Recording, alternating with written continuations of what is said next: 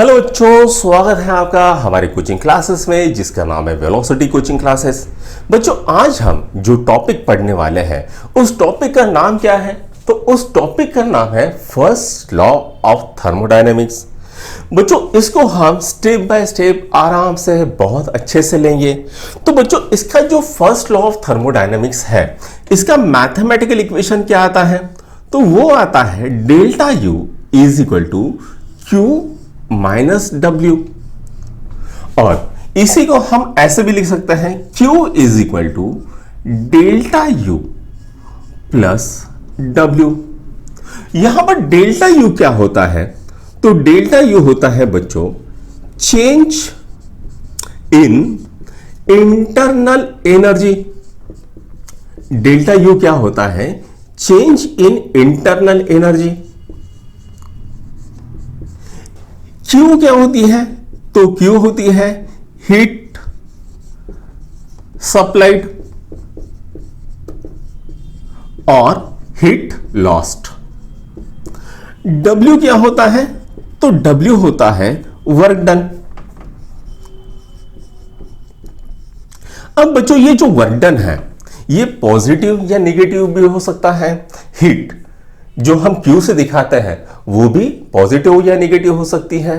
तो यहां पर हमें जो स्टेटमेंट है वो सबसे लास्ट में देखेंगे। दोनों का जो स्टेटमेंट है वो क्या कहता है वो हम लास्ट में देखेंगे। सबसे पहले हम क्या देखेंगे कि ये जो वर्क डन होता है ये पॉजिटिव और नेगेटिव कब आता है, इसे हमें देखना है। तो आइए स्टार्ट करते हैं। इसको नोट डाउन करिए।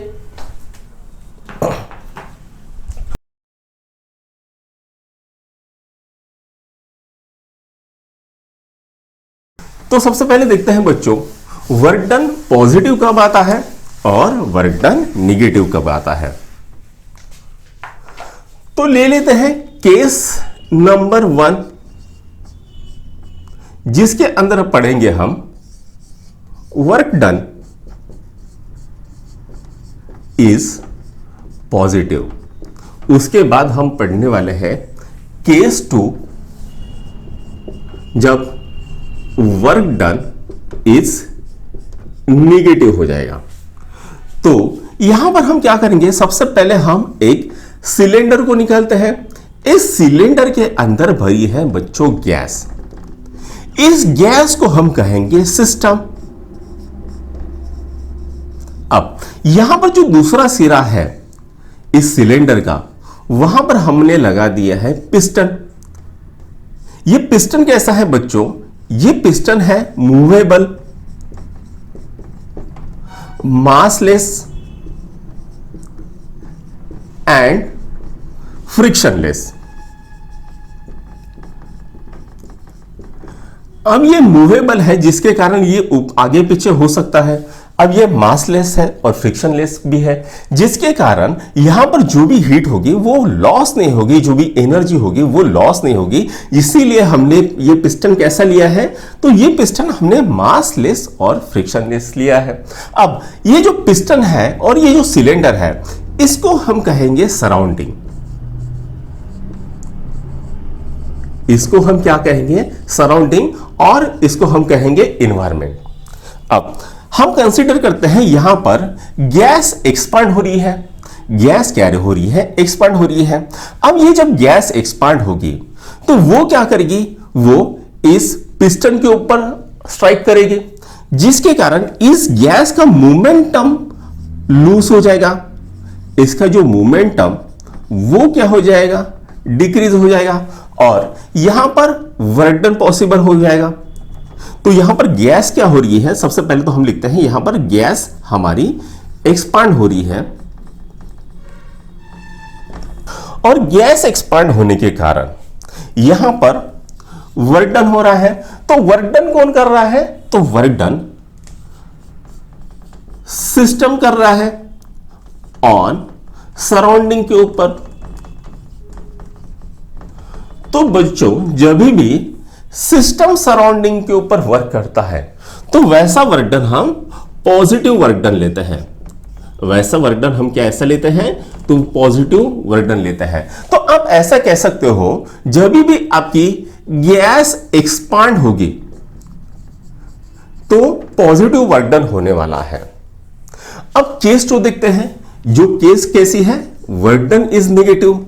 इसके अंदर हम क्या करेंगे, इसके अंदर हम फिर से वही सिलेंडर लेंगे और वही पिस्टन लेंगे और यहां पर उसका डंडा बना देंगे। अब यहां पर ये गैस क्या हो रही है, कंप्रेस हो रही है। ये पिस्टन उस गैस को कंप्रेस कर रहा है, यहां पर गैस है। अब जब ये पिस्टन इस गैस के ऊपर स्ट्राइक करेगा तो इस गैस का मोमेंटम जो है वो इंक्रीज हो जाएगा। गैस का मोमेंटम इंक्रीज होता है। उसके बाद ये जो पिस्टन है ये इस सिस्टम के ऊपर वर्क कर रहा है। Work by surrounding on system. तो बच्चों जब भी सराउंडिंग सिस्टम के ऊपर वर्क करता है तो वैसे वर्क को हम निगेटिव वर्क कहते हैं, यानी सिस्टम के ऊपर वर्क हो रहा है। और वो वर्क कौन कर रहा है, तो वर्क कर रहा है सराउंडिंग। तो ऐसे वर्क डन को हम क्या कहेंगे, ऐसे वर्क डन को निगेटिव वर्क डन कहेंगे। तो यहां पर हम ऐसा कह सकते हैं, इन कॉम्प्रेशन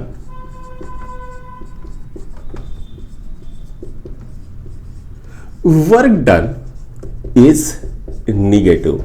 यहां पर क्या हो रहा है, गैस एक्सपांड होने पर वर्क डन पॉजिटिव होता है और गैस कंप्रेस होने पर वर्क डन निगेटिव होता है। अगर गैस का वॉल्यूम चेंज नहीं होता तो किसी भी प्रकार का कोई भी वर्क डन नहीं होगा। वो हमारी केस नंबर 3 बन जाएगी। ठीक है, इसको नोट डाउन करो, फिर आगे बढ़ते हैं। छाप लिया, आगे बढ़े। ओके, तो बच्चों अभी हमें देखना है वर्क डन और चेंज इन वॉल्यूम का क्या रिलेशन है, उसका क्या इक्वेशन है, वो हमें देखना है। तो आइए स्टार्ट करते हैं। तो हेडिंग देते हैं, equation of change in volume and work done. इसको आप रिलेशन भी बोल सकते हो। इसके लिए बच्चों मैं क्या करता हूं, तो इसके लिए मैं एक सिलेंडर ले लेता हूं और इस सिलेंडर के अंदर एक पिस्टन लगा हुआ है। ये पिस्टन कैसा है, तो ये पिस्टन है मूवेबल, मासलेस और फ्रिक्शनलेस।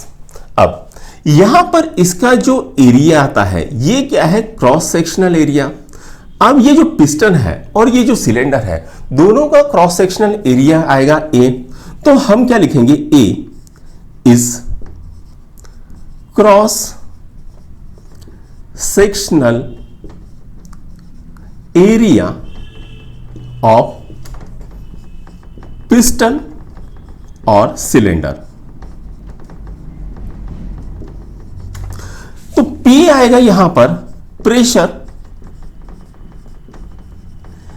exerted by gas. तो ये जो सिलेंडर है इसके ऊपर क्या कर रहे हैं, इस गैस प्रेशर एक्सर्ट कर रही है। तो यहां पर फोर्स क्या हो जाएगा, फोर्स हो जाएगा प्रेशर इनटू एरिया। ये मिल जाता है बच्चों हमें इक्वेशन नंबर 1। जब आपका प्रेशर कैसा रहेगा, प्रेशर कांस्टेंट रहेगा। अब हम क्या करते हैं, ऐसा कंसीडर करते हैं कि पिस्टन इज मूविंग स्लाइटली, और ऐसे लिखते हैं इनफाइनाइट डेसिमल स्मॉल डिस्टेंस। ये पिस्टन क्या हो रहा है, इनफाइनेटेसिमल स्मॉल डिस्टेंस को कवर करेंगे, यानी बहुत थोड़ा सा सर्क लिया। तो इसका वर्क डन क्या आएगा बच्चों, तो इसका वर्क डन हम dw से दिखाएंगे और वो क्या आएगा, वो आएगा P इंटू dv से। तो यहां पर ये थोड़ा सा वर्क डन हुआ जब आपका पिस्टन थोड़ा सा सरक गया। ऐसा ये कई बार थोड़ा थोड़ा थोड़ा थोड़ा सरकेगा। तो यहां पर जो नेट वर्क डन होगा, नेट वर्क डन वो कैसा होगा W, वो D1, DW1, DW2, DW3, DW4 ऐसा आएगा। तो ये वर्क डन जो है वो हम कैसे दिखाते हैं, वो इंटीग्रेशन से दिखाते हैं और इंटीग्रेशन P dv से दिखाते हैं।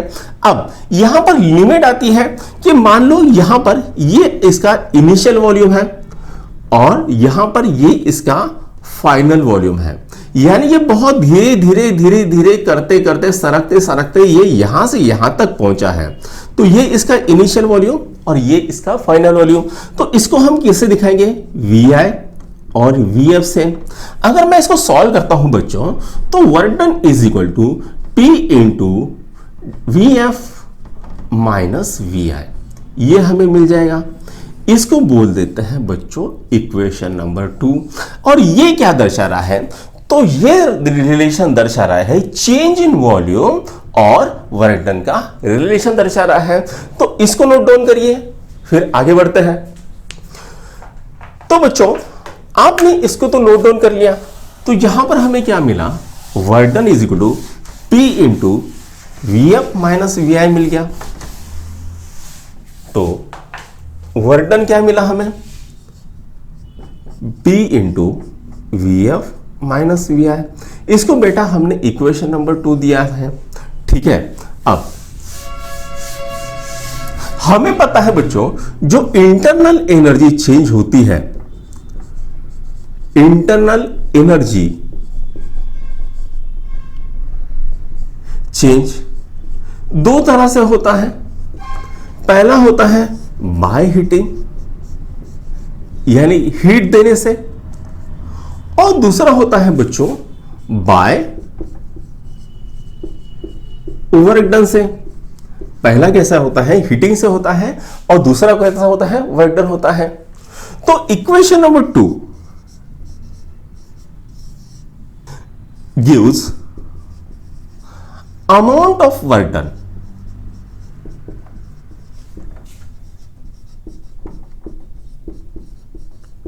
in changing volume. तो इक्वेशन नंबर 2 क्या दे रहा है, amount of work done in change volume. अब हमें बच्चों कुछ केसेस देखनी है, तो सबसे पहले हम केस देख लेते हैं। इसको मिटा देता हूं बच्चों।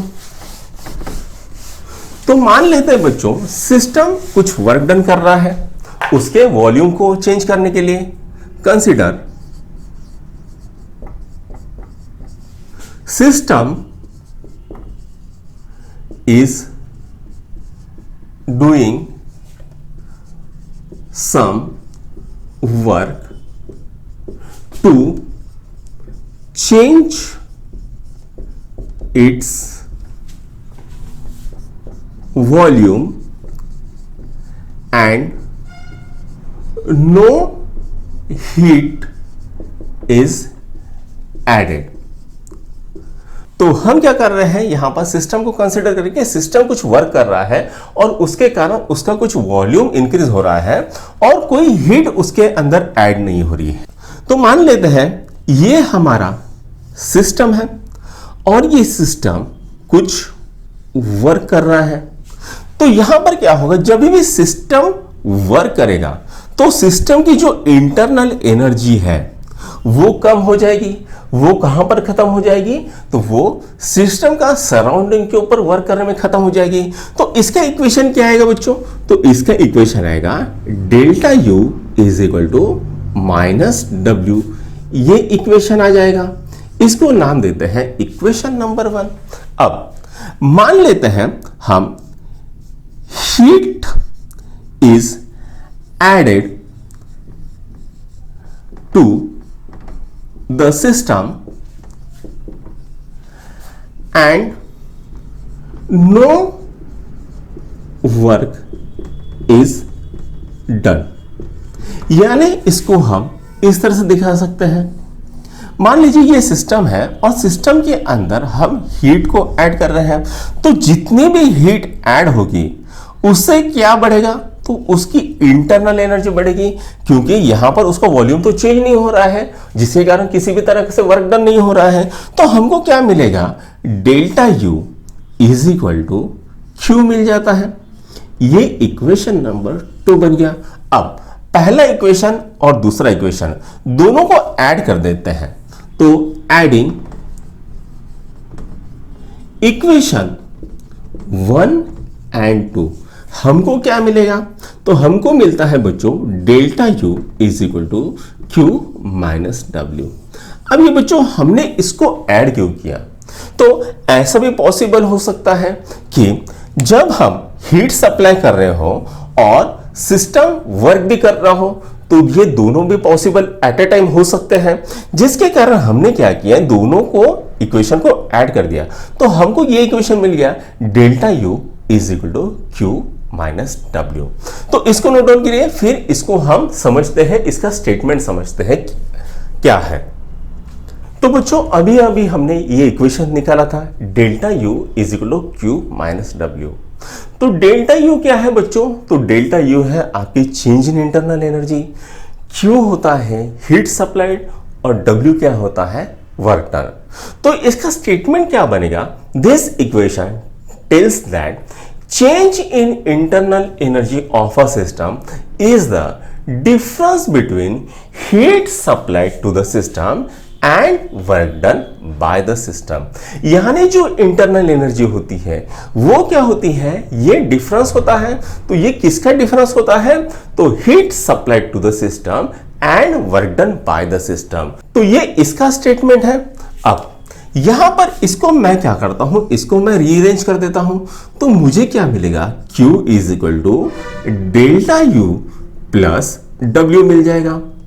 तो इसका क्या मतलब होता है? तो जो भी हम हीट सप्लाई कर रहे हैं वो कहां पर यूटिलाइज हो रही है, तो वो उसका इंटरनल एनर्जी बढ़ाने में यूज हो रहा है, प्लस वो वर्क डन करने में यूज हो रहा है। ठीक है, जो भी हीट हम सप्लाई कर रहे हैं वो कहां पर यूज हो रही है, तो वो उसका इंटरनल एनर्जी बढ़ाने में यूज हो रहा है, प्लस कुछ एनर्जी या कुछ हीट लॉस होगा वर्क डन करने में। तो ये भी इसका स्टेटमेंट है। तो बच्चों यहां पर आपका फर्स्ट लॉ ऑफ थर्मोडायनेमिक्स हम खत्म करते हैं। कैसा लगा आपको आज का हमारा ये लेक्चर?